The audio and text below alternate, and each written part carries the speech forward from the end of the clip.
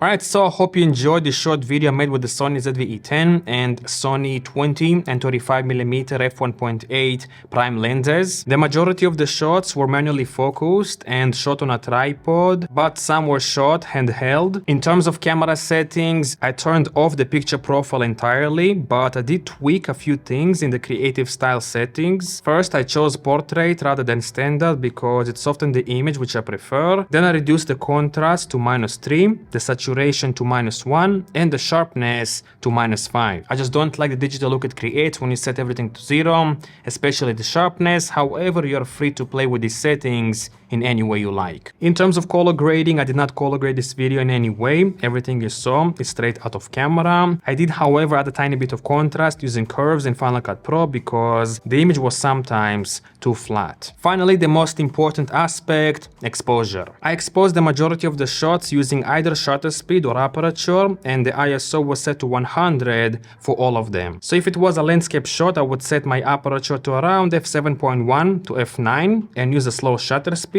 And when I wanted to isolate the subject in any way, I'd set the aperture to f1.8 to f4 with a fast shutter speed. I used zebras and multimetering to achieve proper exposure in the shot. Because I was mostly exposing for highlights, I set my zebras to 95 to preserve as many of them as possible, and I never went below -1 on the multimetering. However, if I was shooting directly in the sun, I would only use the multimetering. I'd put it between 0.0 and +0.3, and also I would use my screen on the ZV-E10 to make sure everything looks right. Depending on the shot, I set the white balance to 5500 Kelvin to 6500 Kelvin. However, because I shot this video mostly at sunrise and sunset, the white balance was mostly around 6200 Kelvin. In addition, I shifted the color slightly towards green as the ZV-E10 tends to lean towards magenta. To summarize, the Sony ZV-E10 produces excellent results without using any picture profile, overexposing, S-Log2 or color grading. However, you must master exposure, white balance,